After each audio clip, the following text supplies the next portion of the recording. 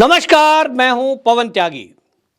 अमिताभ बच्चन हमेशा से इस तरह का एक नैरेटिव चलाने का काम कर रहे हैं जिससे ऐसा लग रहा है कि वो बॉलीवुड के उसी गैंग में शामिल हैं जो गैंग हमारे भारत की संस्कृति, सभ्यता और संस्कारों को नष्ट भ्रष्ट करने में लगा हुआ है। एक वीडियो उनका वायरल हो रहा है कि वो केबीसी के प्रोग्राम में कुछ सवाल पूछ रहे हैं, लेकिन सवाल एक महिला से जब पूछते हैं तो वो अजमेर शरीफ की दरगाह का जिक्र करते हैं। वो जिक्र कर रहे हैं कि सबसे पवित्र सूफी एक दरगाह है, मैं भी वहां गया हूं, बड़ा अच्छा लगता है। तो लोग, जनता ये सवाल उठा रही है कि अमिताभ बच्चन अपने प्रोग्राम में राम मंदिर की चर्चा कब करेंगे, काशी मंदिर की चर्चा कब करेंगे? क्या कभी उन्होंने उज्जैन महाकाल की चर्चा अपने उसमें की है, या कभी वो गए हैं? दिखाने को, एक्टिंग करने को ये जाते भी हैं, लेकिन फिल्मों में अक्सर इनको जब दिखाया जाएगा तो ये इसी तरह के एक विशेष धर्म के लोगों के प्रति लगाव, फिल्म हिट करानी है तो दरगाह पे जाने के सीन आपको अक्सर समाचारों में मिलेंगे। लेकिन नुपुर शर्मा मामले में जिस तरह से वहां के चिश्ती सर तन से की बातें कर रहे थे, उसके बाद उनकी गिरफ्तारी होती है, बाद में उसको बात को घुमाया जा रहा है।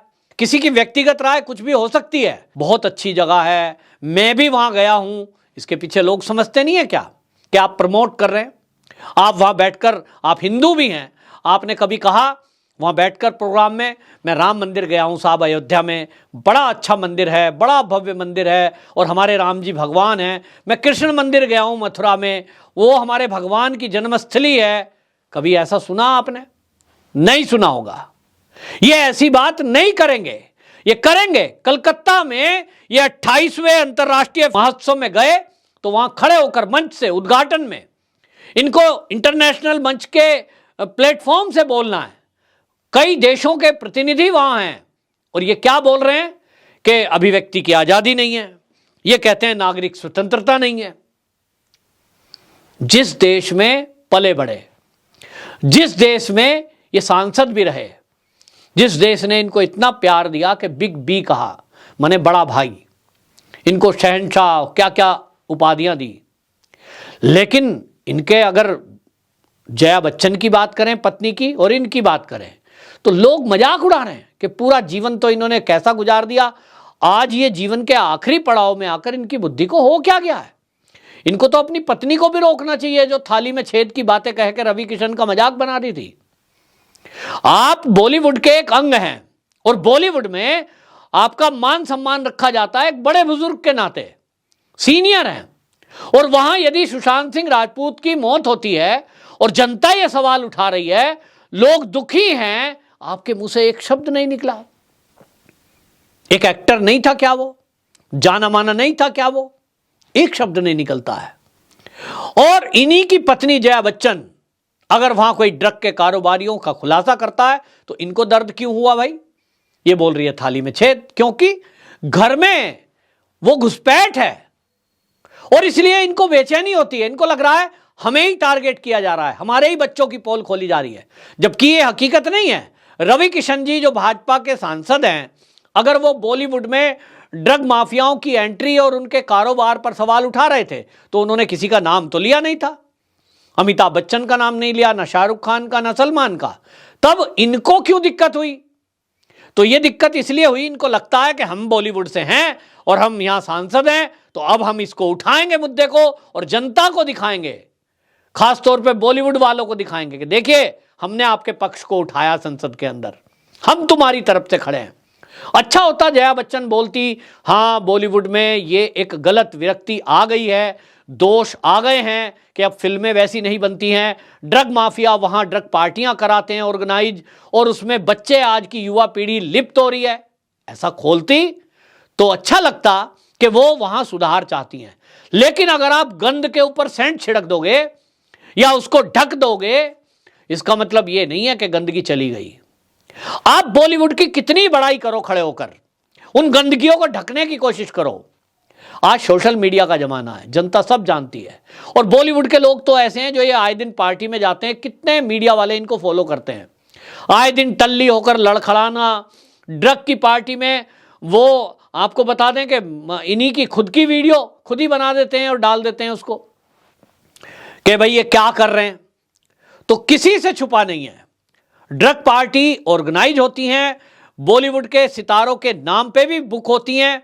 और जिस तरह से हमने देखा कि क्रूज पार्टी आर्यन खान के नाम पे हो रही थी, अब उसमें हालांकि आर्यन खान छूट गए, लेकिन ये तो तय है कि वो वहां गए थे क्रूज पर, यह भी तय है कि वहां ड्रग मिली थी, और यह भी तय है कि वो पार्टी वहां थी, ड्रग की पार्टी। आप उसमें उपस्थित होते हैं और जो एनसीबी के सूत्र थे उन्होंने बताया कि बुकिंग करने वालों ने आर्यन खान के नाम पे बुक की है टिकट, लोगों को इनवाइट किया।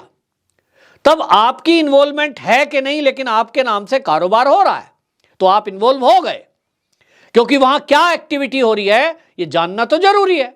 आप एक नागरिक हैं, जिम्मेदार नागरिक है, लोग आपको फॉलो करते हैं। तो अमिताभ बच्चन का इस तरह का एक वीडियो आना, ये अक्सर विवादों में रहते हैं। केबीसी में जिस तरह के सवाल पूछे जाते हैं, उससे क्या लगता है आपको? इस तरह के सवाल का मतलब क्या था? लोग सवाल कर रहे हैं, और वो भी तब जब वहां के चिश्ती के ऊपर आरोप लगे और सबने वीडियो देखा। ऐसे में उसको आप बहुत बड़ा डिवाइन फोर्स और क्या क्या उसका प्रमोट कर रहे हैं, तो आम जनता को लगेगा भाई अमिताभ बच्चन भी वहीं जाते हैं और इनकी सफलता का राज शायद वही है, हम भी चलते हैं। आप क्या दिखाना चाह रहे हैं, किधर आपका रुख है, ये आप जनता को मैसेज देना चाहते हैं। तो क्या ये बता रहा है?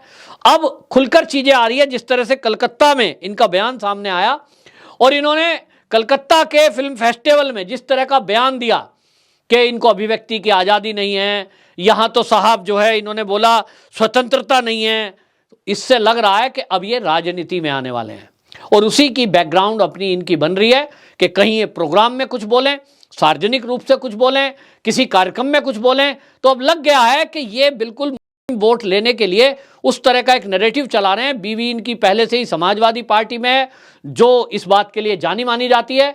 अब इनको भी एक प्लेटफॉर्म चाहिए। लग रहा है टीएमसी के जहां नेता वहां उपस्थित थे, और टीएमसी के नेताओं ने मांग भी कर दी कि भैया ये आदमी ऐसे हैं जिनको भारत रत्न देना चाहिए, तो एक मुद्दा बनाने के लिए। और इसलिए राजनीतिक बू इनके बयानों से और इनके कारनामों से आती है। तो इनको यह समझ नहीं आ रहा कि जिन लोगों ने आपको हीरो बनाया, उन्हीं का आप इस तरह का मजाक बनाएंगे, उनकी संस्कृति और सभ्यता का अपमान करेंगे, और आप एक वोट बैंक समझकर किसी को खुश करने के लिए तुष्टीकरण के कारण अपनी छवि को खराब कर रहे हैं। और हां, अगर आपका यह सपना है कि आप किसी क्षेत्र में कहीं खड़े होकर चुनाव में और वोट के आधार पर आप जीत जाओगे, तो ठीक है, कई सीटें ऐसी भारत के अंदर हैं जहां से आप सांसद बन सकते हैं। टीएमसी आपको बनाने के लिए अपना टिकट दे सकती है, समाजवादी पार्टी वाले टिकट दे सकते हैं, वोट भी मिल जाएगी। लेकिन क्या आप जनता से वो आंखें मिला पाओगे? जिन लोगों ने आपको हीरो, सुपरस्टार, स्टार बनाया है, क्या आप उनसे कह पाओगे आंखें मिलाकर कि हां भाई, मैंने जो है इस जीवन के रहते इस देश में वो काम किए हैं जिससे मैं सबका हीरो कहलाऊं? एक तुष्टीकरण की नीति पे चलने वाले, पहले ही बॉलीवुड के अंदर जो उर्दू का बढ़ावा दिया गया जिस तरह से, कि आप देखिए हमारी भाषा उर्दू नहीं है, लेकिन किस तरह से उर्दू के गाने, उर्दू के डायलॉग सबसे ज्यादा अगर बढ़ाने का काम किया है तो वो बॉलीवुड ने किया है। तो अब सवाल उठ रहे हैं कि हमको तो पता ही नहीं था, हम तो सोच रहे थे केवल मनोरंजन है, हमको तो लग रहा था केवल फिल्मी डायलॉग है, हमको तो लग रहा था कि ये अमिताभ बच्चन फिल्म में सीन कर रहे हैं और मंदिर में खड़े होकर भगवान को चैलेंज कर रहे हैं, मैं तुझे आज से बात नहीं मानूंगा, तैने मेरी ये बात नहीं मानी। इस तरह की भाषा इस्तेमाल, इस तरह के डायलॉग्स, जिस तरह की स्क्रिप्ट इस बॉलीवुड के द्वारा लिखी और सुनाई गई, लोग मनोरंजन सोच रहे थे और चल वहां एक सूत्री कार्यक्रम, एक षड्यंत्र चल रहा था। हिंदू संस्कृति को नष्ट करना, भारतीय भाषाओं को नष्ट करना, और किस तरह से उर्दू को बढ़ावा देना। अब जब पोल खुली है तो बॉयकॉट बॉलीवुड चल रहा है, और बॉयकॉट बॉलीवुड का असर भी दिख रहा है।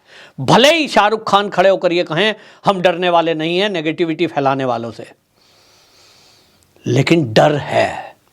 डर ना होता तो इस तरह की बयानबाजी और बौखलाहट ना दिखाई देती। अब जनता जागी है तो तय कर लिया। और अब जनता को यह भी समझ आ गया कि जिन अमिताभ बच्चन को आप सोच रहे थे कि ये अछूते हैं, इनके अब कारनामे जो खुल के सामने आ रहे हैं, पब्लिक अब पुरानी चीज़ें निकाल के ले आती है। सोशल मीडिया का ज़माना हो गया है और इसलिए पुराने इनके सब चीज़ें उघड़ कर सामने आ रही हैं।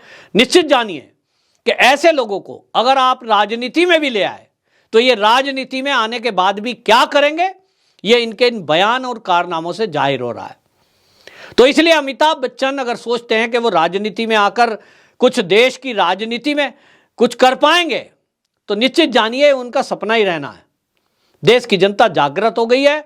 अब ऐसे तुष्टीकरण करने वालों के और षड्यंत्रकारियों के इरादों को जनता जान चुकी है। अब इनको सबक सिखाने का नंबर आ चुका है।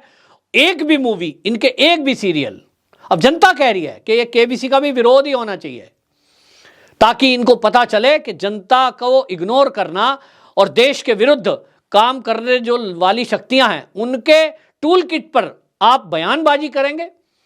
आप गए फेस्टिवल में हैं, वहां फिल्मों की बात करो ना, तो आप देश में बाकी चीजों की बातें कर रहे हो। इससे पता लग रहा है कि आप टूल किट का एक हिस्सा हो। कुल मिलाकर जनता में इसको लेकर आक्रोश है और इस आक्रोश से जहां बॉयकॉट पठान चल रहा है, अब वो लोग कहते हैं कि पूरा बॉलीवुड को हम क्लीन करने के बाद ही इस अभियान को रोकेंगे। अब इसमें अमिताभ बच्चन से जुड़ी हुई मूवी या सीरियल या विज्ञापन, उनका भी बॉयकॉट करने की बात देश के अंदर चल रही है। वंदे मातरम।